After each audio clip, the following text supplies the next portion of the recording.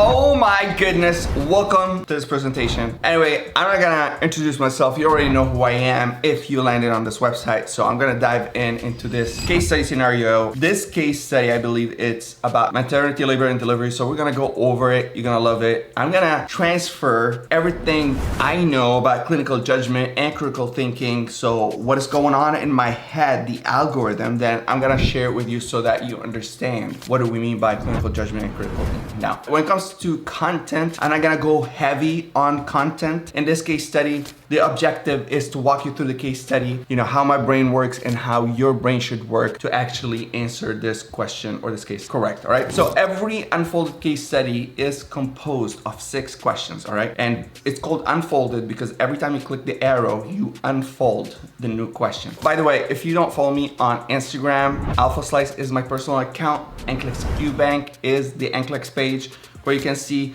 testimony videos of students who passed before. There's thousands of them. As of this video right now, we have 27,000 students who passed the NCLEX in just the last 2 years, all right? And I can help you pass 100% guaranteed. This is a case study. So a 26-year-old female presented to the emergency department driven by her spouse, expressing complaints of severe headache. So the patient is 37 weeks pregnant. All right, listen, this is what you do on your actual NCLEX, all right? This is what you do. So you have a laminated paper that they give you. That laminated paper, you've gotta abuse the hell out of it, all right? Especially in case study scenarios. You can't be going back and forth, all right? When you have signs and symptoms or anything that's abnormal, write it down so you can quickly refer to it. And the moment you write it down, you know it is there. So you're not skipping it. When we said 37 weeks pregnant, 37 weeks, and she said severe headache, all right? So she's 26 years. Here what I would write is severe headache. So now I keep going. So she took Tylenol. This was medicated with Tylenol, 1,000 milligram, which is 1 gram, all right? Okay.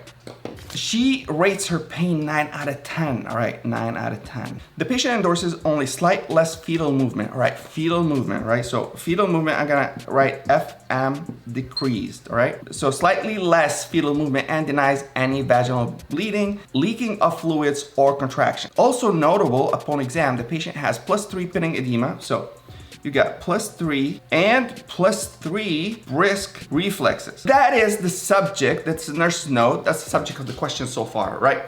Now, we're gonna go over vital signs. At 9 in the morning, which is upon admission, the patient did not have any fever, right? Normal temperature. Heart rate is 110. So what I would write here, for example, like here on the side, vital signs, I got heart rate 110. Why? Because sometimes they ask me, like they give you vital signs, and then they give you vital signs again, and vital signs again, and then one of the questions would be, hey, what if the following is changed, unchanged, or changed, unchanged, or like improved, deteriorated, or stayed the same, things like that. So they give you options, and then it's just a numbers game. So for example, if heart rate was 110, and now it's 90, so improved. If the heart rate was 90, and now it's 110, deteriorated.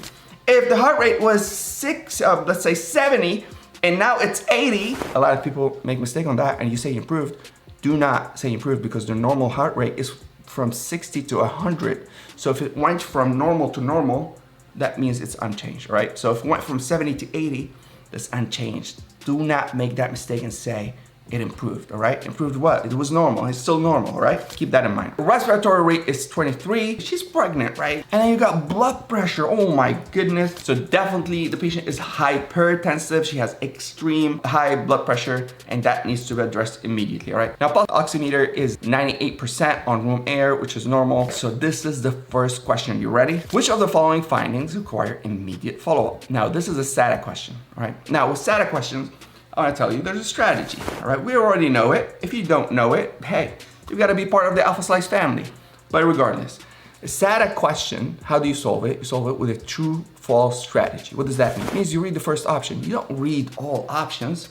You just read the first option and you say, hey, is this a correct statement or a false statement?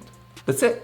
If it's a correct statement, you keep it. If it's a false statement, you eliminate it, right? There's no need to get back to that option. So it's true or false. Just imagine the question, it has only one option. You have to determine if that option is true or false, all right? So let's see. Which of the following findings require immediate follow-up, all right? Immediate follow-up means that there's danger right now and I need to solve it And my solution to that problem will show me immediate improvement, right? Not in 2 days, not in 3 days, immediate improvement, right? Okay, so let's go. Heart rate. Heart rate is 110. Do I need to address it this second? So just imagine this. If you have your doctor, if you're the nurse on the unit and you have a heart rate of 110, this is the situation of the patient. Just this one option, right? Just this one option. That's how you solve SATA questions. So just this one option. Would you pick up the phone and say, hey doc, I got this patient, this is her situation, and her heart rate is 110, what should I do? Would you do that? No, you wouldn't, because what would the doctor say? There's nothing to be done, just wait and monitor. So there's no immediate follow-up, right? When heart rate is up, it's normal for heart rate to be up because the patient has severe headache. She has epigastric pain. She took Tylenol. It's not effective yet. So of course her heart rate is gonna be up. Now I'm not gonna mess with it. I'm not gonna choose that option because guess what? If you choose this option, you're not gonna get full mark on this question. You'll still get partial credit, but you're not gonna get full mark, right? So ideally, we want to get a full mark on every single question. Now, SATA questions, matrix questions, drag and drop, you will get partial credit, which is amazing, right? The headache is caused by the hypertension, right? I already gave Tylenol. 2 hours passed by, right? If that was me, would I repeat the dose of Tylenol? No, because I need at least 4 hours. She took 1 gram, she's pregnant, right? I would chill on that. I'll still wait, monitor the headache. But what I need to solve is the blood pressure that's causing the headache, all right? Okay, let's go. So in this case, I'm not gonna do anything. Then the headache, for sure, I'm not doing anything because we already intervened. Fetal movement, yes, of course, immediate follow-up. Why? Because we said that we have decreased fetal movement and this requires attention immediately, right? Okay, maternal blood pressure, yes, absolutely. Where's the blood pressure? Maternal blood pressure right here, right? And this needs to be addressed immediately for sure. Brisk reflexes, all right, now she's +3. So +3 could be normal, could be abnormal. Same thing as +1, all right? You already know there's 0. You need to accompany that with other signs and symptoms, all right? Nothing is black and white. So if the patient is walking fine, she's not complaining of any muscle twitching, any muscle stiffness, her knee-jerk reflex is +1, you'll be like, that's normal, right? Because it's not accompanied with any other symptom. Same thing for +2 is normal. Same thing for +3, right? Brisk. +3, so slightly jerky, right? Slightly hyperactive, slightly exaggerated movement, but there's no other symptoms. We didn't see anything in the subject of the question or the nurse's note, the assessment that the patient's having, difficulty walking, muscle stiffness, or any tonic-clonic movement. So what I would say, I'll say it's normal. Do I need immediate? No, I don't, because again, there's nothing urgent, right? Now, epigastric pain. The patient has epigastric pain. We gave Tylenol. The patient, she's pregnant, right? Does it require now? What I'm gonna do? Take her surgery? No. Do I have signs of bleeding, for example, epigastric bleeding? No. Antivaginal bleeding? No, because the question said there's no signs of bleeding. Do I require immediate attention? No, right? So you wait. Again, those questions are very tricky. You might lead with like, oh my God, like, no. You cannot panic. You have to be like super objective about the situation, all right? So epigastric pain, again, no, it's just pain. You wait because it doesn't require immediate attention. Respiratory rate is 23, also slightly high, but you need to take into consideration that this patient is pregnant, she's in pain. If you treat hypertension, you treat the pain, then vital signs will settle for sure. Respiratory rate will settle, all right? So those are my options for this question. I'll just tell you one thing real quick. This is the thing with case study scenario. You have to visualize the setting, all right? You have to visualize the setting of where the patient is at the moment. So me in my head, when I see a case study scenario, I already see that 26-year-old pregnant patient who's 37 months pregnant. So if I close my eyes, I see that patient, right? I've been in emergency department. I've been in delivery rooms. I've got 5 kids. I've been in a triage room. So choose any of those. In this case, the patient came to the emergency room. She's in the triage room. So just visualize yourself in an emergency room. You see the patient walking, right? She's in pain, she's holding her head, putting her hand on her belly, she's pregnant. Oh my God, she's about to pop. She's in pain. So visualize what she's wearing. Does she have eyeglasses? Long black hair. That will help you make clinical decisions that will never be wrong. If you visualize the setting, then there's no way you are going to answer that question wrong, all right? So this is the second question on the case study. Remember, we unfolded the second question.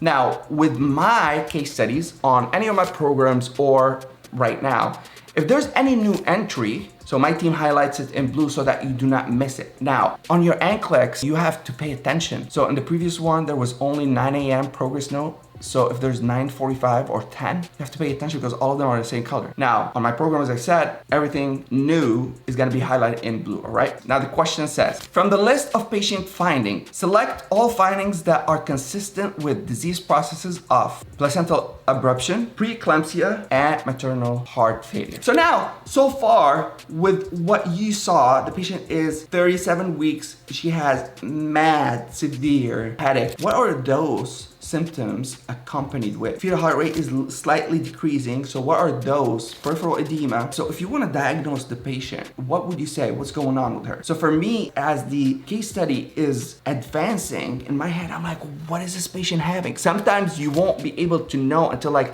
the third question or fourth question on the case study. Sometimes from question number one, right, you immediately be like, oh, all right, I know my content. Content is king. So if you have deficit in content, you should definitely check my 3-day content recap, all right? Or my 7-day NCLEX smash. On both those, we talk content. It's like pure content. It's amazing, all right? So placental abruption. What are the signs and symptoms of placental abruption? Do I have hypertension, blood pressure? Would I have high blood pressure or low blood pressure? Not necessarily. Headache? Nope. Now, if you know, I'm gonna advance because I don't want this to be a long video.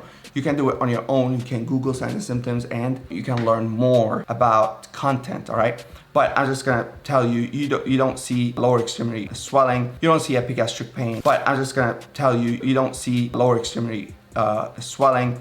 You don't see epigastric pain. Of course, you see temperature and you see high respiratory rate. So fever and high respiratory rate are very common with placental abruption, all right? So what is the main cause of placental abruption? Usually it is preeclampsia, all right? Usually it is preeclampsia, and patients with placental abruption, of course, they're gonna have signs of tachycardia, vaginal bleeding, abdominal pain. They're gonna have, in worst case scenarios, you know, fetal heart rate will not be heard, all right? So those patients, emergency C-section, you need to get them into the OR and deliver the baby. Now with preeclampsia, which is our case study today, right? Blood pressure, of course, you already saw. Blood pressure is 190 over 110.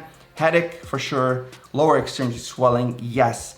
And it's because also like the patient is 37 week pregnant, right? So that baby is putting so much pressure on the pelvic veins, all those major veins, right? Femoral veins, femoral artery, putting so much pressure, which will decrease perfusion, or it will make venous stasis worsens, and then the patient will have edema in their legs. The fluids will be retained, and then it will go interstitial, and it will be retained. All right, so epigastric pain, yes, for sure. Temperature, not necessarily. Heart rate, if the patient is in pain. Respiratory, if the patient is in pain, but slightly elevated, not in a way where the patient is having respiratory symptoms, all right? And when it comes to temperature, yes, now, not in our case, temperature was normal, but in preeclampsia, you can also see fever, all right? Now, respiratory rate, not necessarily. Now, yes, it's slightly elevated, 23, but it's not that the patient is in respiratory depression, so that is not a sign of preeclampsia, all right? Now, later on, if preeclampsia advances into complications like placental abruption, then yes, of course, the patient is gonna be tachypneic, tachycardic, might go into a fetal arrest and cardiac arrest for the patient. Maternal heart failure, would I see any blood pressure abnormalities? Not necessarily. Headache, not necessarily. Lower extremity swelling, for sure, especially if it's right-sided heart failure. Epigastric pain, not necessarily.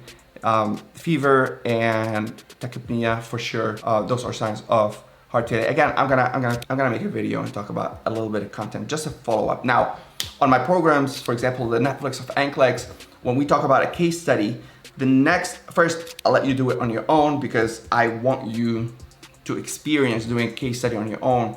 And then we do it together, and this is the clinical judgment breakdown, right? And then I'll give you the right answers. But after that, whatever the case is talking about, for example, here, preeclampsia, then we have an episode, a full episode where we talk about maternity, labor, and delivery, and I explain everything you need to know, all right? Now here, I'm just gonna take a little segment and just talk about preeclampsia. I'll talk about a few things, all right? So make sure you watch the next video. Of course, some of the maternal heart failure signs and symptoms, you're gonna see difficulty breathing, you're gonna see increased edema in lower extremities for sure, chest pain, you're gonna see oxygen saturation drops. I'll have a content video. So moving on, so now we are on our third question. And again, see when I told you when there are new entries, then I'm gonna show you new entries right here. So at 9:45 in the morning, the patient now has 18 gauge IV in the left forearm with lactate ranger running at 125 mLs per hour, all right? So listen, I'm gonna put this down so that we do not forget that we started the patient on IV 125 milliliters per hour, right? Because again, 125 milliliters per hour, we're giving the patient a lot of fluids, right? So fetal monitoring is initiated and the fetal heart rate tracing shows a reassuring category 1 tracing, right? What does that mean? That means that the fetal heart rate is normal and everything is going smoothly, right? Now, category 2, again, I don't want to go a lot into content, but category 2 is in between. Category 3, rush this patient to C-section, right? Without talking a lot of details about what happens in every category. Those are on the program for sure. All right, so category 1, everything is going smooth, normal, amazing, all right? So the patient current blood pressure is 192 over 112, so it is going up, all right? So I'm gonna put it here, 192 over 112, and with this blue, it's going up, right? I'm gonna put an arrow. All right, so the nurse refers to the physician order at this time. So this is highlighted in blue, which means we have new orders. So start magnesium IV. By the way, what is the treatment of preeclampsia? Of course, it's magnesium sulfate, all right? Start magnesium sulfate IV, 4 grams bolus over 20 minutes, followed by 2 grams per hour continuous infusion, right? So on the pump syringe. Measure magnesium levels every 6 hours, continuous fetal monitoring, maintain nothing by mouth, all right? Nothing by mouth, so the patient is NPO for a reason because you might need to rush this patient to surgery, you might need to give her anesthesia, so you don't want anything in her stomach. The main thing, we're gonna give the patient IV magnesium, all right? The rest of the stuff are monitoring and then NPO. Now with physical assessment, all right, also at 9:45 in the morning, what happened there? Neurological. The patient reports having severe headache. The patient is alert and oriented ×3. Patient denies any visual disturbances. Deep tendon reflexes are brisk +3. No clonus means there's no, contractions or jerky movement. So clonus is contraction, right? And in case we're talking epilepsy, right? Because one of the signs and symptoms of preeclampsia is the patient might have seizure. So we need to go ahead and give this patient magnesium so that we have that under control, all right? Tonic-clonic. Tonic is stiffness. Clonic is movement. So if you have a tonic-clonic seizure, it means stiffness and movement. Right. Just keep in mind tonic, because sometimes you just have tonic type of seizure, and sometimes you just have clonic type of seizure. Sometimes it's just like this, the patient gets stiff, unconscious, conscious, whatever. And sometimes it's clonic, where the patient is having seizure. And sometimes it's tonic-clonic, who's like, the patient is stiff and moving at the same time. So here there's no clonus, and the patient denies any dizziness, all right? The gastrointestinal, so the patient has complaints of severe heartburn, but denies any nausea or vomiting. Abdomen palpates as a soft, gravid uterus, all right? So listen, first off, what we're gonna add here to our signs and symptoms is severe heartburn, all right? So I'm gonna put here severe heartburn. We might use it, we might not use it, but I wanna keep it here, right? Soft, gravid uterus. What does gravid uterus means, all right? Sometimes you see new terminology that you're not aware of. You'd be like, oh my God, this is abnormal, no. Gravid uterus means that this is a pregnant uterus, all right? Musculoskeletal within normal limits. Genitourinary, the patient reports minimal urine output for the past 12 hours. So urine output, minimal, last 12 hours, right? So last 12 hours is minimal, and the patient states that her urine appears very dark. So maybe she's getting dehydrated, or because of the preeclampsia, the high blood pressure, then what happens with all that vasoconstriction, the body just wanna give the blood, the majority of the blood wanna give it to vital organs. And because that pregnancy is having pressure on the great veins, maybe it's not perfusing, the kidneys are not being perfused properly, and that's why it shows dark urine. So more investigation is required, all right? But for now, I'm just gonna say decreased urine output, dark urine, all right? All right, and then the patient is complaining of urinary urgency, so dark urine, I'm gonna put here urgency. Now cardiovascular, regular heart rhythm and rate, and then integumentary +3 bilateral edema to both lower extremities, capillary refill with the normal limits, skin is warm and dry to touch, all right? So there's no abnormalities there from what we know, all right? So for the following list of potential nursing interventions, select any that are indicated for the care of the patient while she is on magnesium sulfate drip. This is a static question. All right, so I'm gonna read the question again. Listen, not with case studies, but with traditional questions, I always tell my students, hey, you've gotta read the question 3 times. The first time, you gotta read it as it is. The second time, you gotta highlight keywords. So when I'm looking at this question for the following list of potential nursing interventions, right?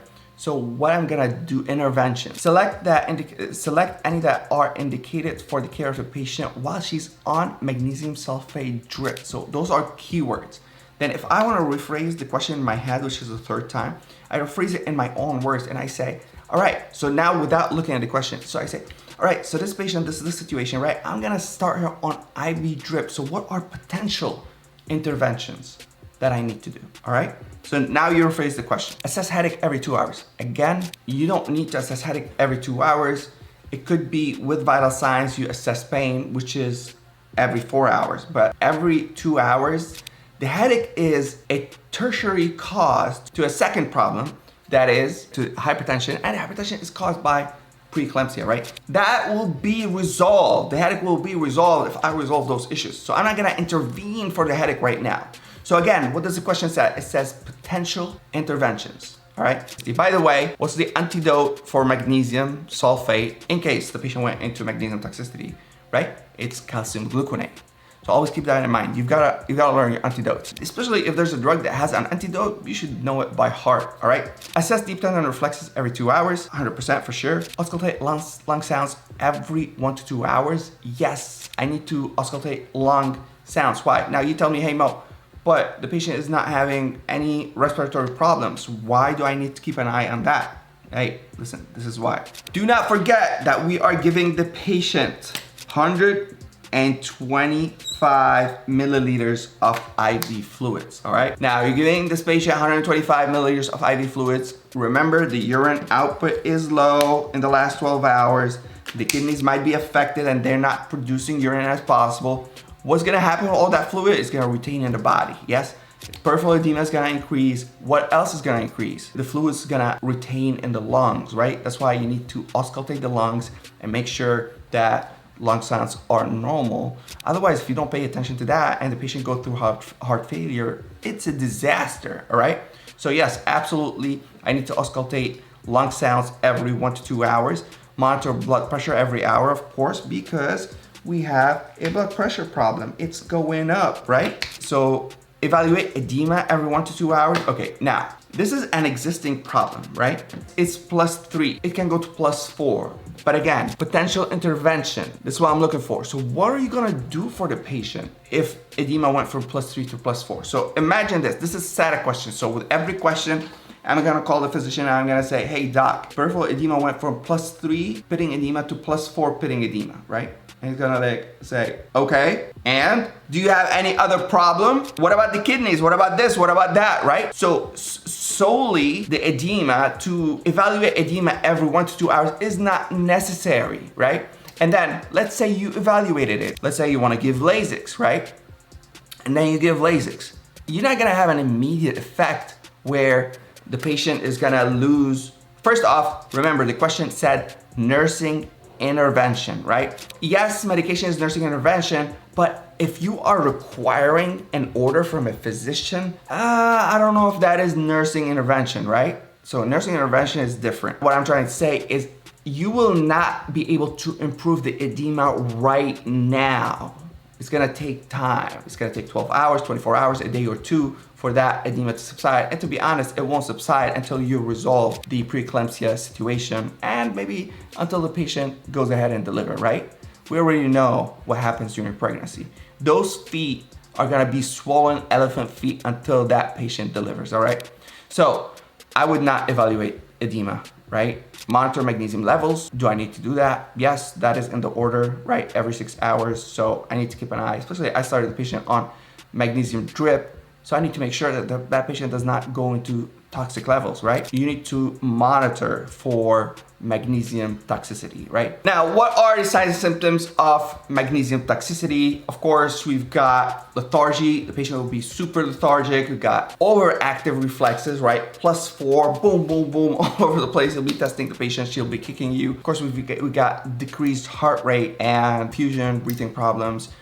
And the patient can go into respiratory arrest, and the patient can go into cardiac arrest, right? Magnesium is no joke. Calcium gluconate is the antidote of magnesium. Strict intake and output, of course, I'm gonna monitor that. Why? Because we said the kidneys are not working properly. We already put that here. Your output is going under, so more investigation for the kidneys, like what's going on, right? Moving on to the next question. All right, so there's no new entries, otherwise they'll be highlighted in blue. All right, so the question is, the nurse has reviewed the history and physical and the physician orders. All right, so history, physical assessment, and physician orders. According to the new orders, the nurse should start first. Again, remember, what did we do? Did we start magnesium? So the order is to start magnesium. We did not start magnesium yet, right? Did we start magnesium yet? So what we're gonna do, start magnesium. We're gonna insert Foley catheter, right? So you might think that the patient is not having urine output, then maybe let me go ahead and put a Foley catheter. Listen, that will just aggravate the patient even more, and that will give us something else to worry about, which is urinary tract infection or burning sensation or all kind of stuff. Now, you only insert Foley catheter for a pregnant woman is when her water breaks, because when the water breaks, the patient needs to be on bed rest. Then, of course, you need to insert a Foley catheter. Until then, you just postpone it as much as possible, right? Administer antacids. Listen, we said, I mean, it's not an order yet, but you know, they might play tricks on you on the NCLEX, but we said we have severe heartburn, right? So is that a priority? Do I need to give the patient antacid? And then lastly, attach the patient to fetal heart monitor and prepare operation room for possible C-section. Now, we already know that we attached it because we said that category 1, he's fine and everything, but maybe it's the second part, which prepare operation for a C-section. Is there an emergency C-section right now? If there was placental rupture or something crazy, the fetal heart rate is not good, we have decelerations, then maybe, right? But not at the moment. So what makes sense right now is just start magnesium sulfate drip, all right? So that's the right answer. All right, moving on. Okay, we've got new entries highlighted in blue. So at 10:30, the magnesium sulfate infusion is currently running. The patient is on continuous fetal monitoring, and her lab work is now back, all right? So we're gonna have lab results.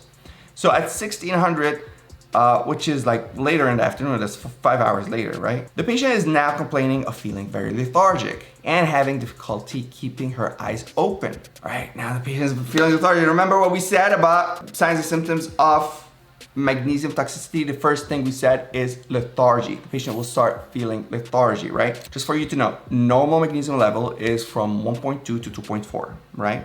Now, you don't need to know normal ranges on the NCLEX because on case study scenarios, they give you the normal ranges, right? But I like my students to know their lab values, right? So magnesium is 1.2 to 2.4. But when it comes to a pregnant woman, that's not the normal. The normal is 4.8 to 8.4. So 4.8 to 8.4, that's the normal. When I gave magnesium, now here we didn't have an initial magnesium level, but we gave magnesium because of the signs of preeclampsia. 8.9 is high, because the normal range is between, therapeutic normal range is between 4.8 and 8.4. Now 8.9, the patient's having magnesium toxicity and evidenced by signs of lethargy. Let's look at the vital signs. Also, those should be highlighted in blue. At 10:30, the patient's still febrile, no fever, same as 4 p.m. or 1600. Heart rate is slightly going down. I mean, not slightly, but it normalized from 110, 82, 75. Could be, oh, the patient is improving, or the patient is going through magnesium toxicity, right? Because that's what happens. So yes, it's improving, but who knows? The patient might be having magnesium toxicity, right? Respiratory rate went from 23, 17, 14. Again, same thing. That's what happens with magnesium toxicity. The patient will go into respiratory arrest at one point, right? Blood pressure went from 19 to 150 over 90 to 120 over 75. Let's go ahead and just say that, just put 120 over 75, just to know that that's the last reading of blood pressure, and maybe here 79, just to know that those drop. Magnesium level is 8.9. You already know normal is from 4.8 to 8.4. Right? Based on the most recent information, the nurse recognizes that the patient is experiencing eclampsia, which we already knew from before, lethargy, which is a sign and symptom, but magnesium toxicity is what the patient is having. And the magnesium should be increased, maintained, decreased, discontinued for sure until the patient goes back to normal, right? So the magnesium level is 8.9 at 1800. 6 p.m. What happened? The patient is now alert and states that she's feeling more like herself. So we discontinued the magnesium, right? Fetal heart rate continues to be reassuring. The patient labor is now being induced and the client is progressing as expected, which is amazing, right? So they decided to induce the patient and the patient pregnancy, or the progression is going as expected, normal. The physician ordered a new magnesium level to be drawn, which has returned and it's 4.1, all right? So now we went from 8.9 to 4.1, which means, is it still between therapeutic range? No, it's below, right? So you need to restart the patient back on magnesium. Pre-eclampsia is no joke. You have to keep that treatment, right? So the patient urine output has been averaging 15 milliliters in the past several hours. Again, I'm gonna put it here. I'm gonna put it in black. We've got urine output 15 mLs per hour, right? The normal is 30. 15 is not acceptable, it's low. So I need to intervene, right? Now the question is, from the most recent nurse's notes and vitals, select any patient findings that require follow-up. Again, remember, with every static question, you treat it as true or false. And every time you think for yourself is, I'm gonna grab the phone, should I call the doctor and tell him about this one thing, all right? So the patient is now alert and states that she's feeling more like herself. That's normal, right? Temperature is normal. Pulse oximeter at 97. So those do not require follow-up because they're normal, right? The fetal heart rate continues to be reassuring, normal. The patient's labor is now being induced and the patient is progressing as expected. The physician orders a new magnesium level, which has returned to 4.1. Yes, absolutely. This requires follow-up, right? Because I need to start the patient back on magnesium. Maybe like lower doses or whatever, but she needs to be restarted on magnesium. Patient's urine output has been averaging 15 mLs for the past few hours. Yes, we need it above 30, so we need to intervene. The patient is resting comfortably with epidural currently infusing. That's normal. Blood pressure is 170 over 80, so it went back up, right? So yes, that requires intervention, right? Maybe because we stopped the magnesium, then pre-eclampsia, reactivated or whatever. So absolutely, those are the right answers. All right, so that is the case study. I hope you enjoyed it, right? After every case study, of course, I'm gonna link this case study for you to practice it on your own so that you can test yourself. Hey, do I remember things correctly? How Mo explained it? And if you need anything, you already know you can reach me on Instagram. If you want direct contact to me personally, I'll give you my phone number. Mauricio usually sits here. My work number, my whole team have access to it physically, and on their computers, they have access to it, so they would reply. But my personal phone number is with me. Sometimes Mauricio here, we're teaching live, so he takes it and he answers some messages, but 99% of the time it's me. 407-756-7139. If you watched all the way, then you deserve to have my phone number. If you have any questions, you can text me. And again, if you want to attend a free class where I talk about our products that we have Netflix of NCLEX, we have the 4-week live crash course, we have the 7-day NCLEX Smash, which is amazing, especially if you have failed before and you have something like this, which is your candidate performance report, and you'll be like, hey Mo, I don't understand this, then the 7-day NCLEX Smash is for you. And of course, if you have lack with content, then the 3-day content recap. Oh my goodness, 3 days, Friday, Saturday, Sunday. We crush it 6 to 8 hours a day. Anyway, if you want to learn more about that, all you have to do is just text me on my personal number, Blueprint. That's it. So once you text me Blueprint, I'm gonna respond to you. I'm so busy, like I have so many messages. So if I respond to you, just keep that conversation flowing so I can take care of you immediately, all right? Love your face. I can't wait for you to watch something else on this site, because this site is purely for education. And if you want to try this case study, you want to do it on your own, also should be a button here. If you got any value from this call, please send this website to your friend, to 1 friend, to 10 friends, to all your friends. Tell your college friends about it. If you're doing clinicals, tell everybody about it. Again, it would mean the world to me if you spread the word about this website or any of my programs, all right? Love your face. Can't wait for you to watch something else from my educational content. Let's go.